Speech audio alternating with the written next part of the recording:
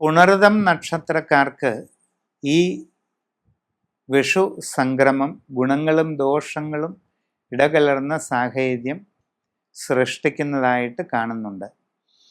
നിങ്ങളുടെ തൊഴിൽ രംഗത്ത് പൂർണ്ണമായിട്ടും അത്ര അനുകൂലമായ സാഹചര്യങ്ങളായിരിക്കുകയില്ല വരുന്നത്.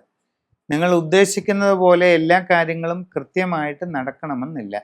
അപ്രതീക്ഷിതമായ തടസ്സങ്ങൾ പല കാര്യങ്ങളിലും അനുഭവപ്പെട്ടേക്കാൻ ഇടയുണ്ട്. പ്രവർത്തന രംഗത്ത് ചില പ്രതികൂല സാഹചര്യങ്ങളൊക്കെ ഉണ്ടാകാം. എല്ലാം ശ്രദ്ധയോടെ പഠിച്ചു മനസ്സിലാക്കി വേണ്ടതുപോലെ ചെയ്യണം. യാത്രാക്ലേശം, അലച്ചിൽ തുടങ്ങിയ അസ്വസ്ഥതകൾക്കും സാധ്യത കാണുന്നുണ്ട്. വിദേശ രാജ്യങ്ങളിൽ ജോലിക്ക് പോകാൻ ശ്രമിക്കുന്നവർ അങ്ങനെയുള്ള ശ്രമങ്ങളിൽ ഏതെങ്കിലും പോരായ്മകളോ അശ്രദ്ധ മൂലമുള്ള പിശകുകളോ ഉണ്ടാകാതെ ഇരിക്കാൻ വളരെ കരുതലെടുക്കുക. വിദ്യാർത്ഥികളെ സംബന്ധിച്ച് പഠനകാര്യങ്ങളിൽ കുറെ കൂടെ ജാഗ്രത പാലിക്കേണ്ടത് അത്യാവശ്യമാണ്. ഇല്ലെങ്കിൽ ചില പ്രയാസങ്ങളൊക്കെ ഉണ്ടായേക്കാം. ഉപരിപഠന കാര്യങ്ങളിലും വേണ്ടത്ര ശ്രദ്ധ നൽകുക. വിവിധ മേഖലകളിൽ സ്വന്തമായി തൊഴിലുകൾ ചെയ്തുകൊണ്ടിരിക്കുന്നവർ തങ്ങളുടെ കർമ്മ മേഖലയെ നല്ല രീതിയിൽ നിലനിർത്തിക്കൊണ്ടു പോകുന്നതിന് കൂടുതൽ സൂക്ഷ്മതയോടെ പരിശ്രമിക്കേണ്ടതാണ്.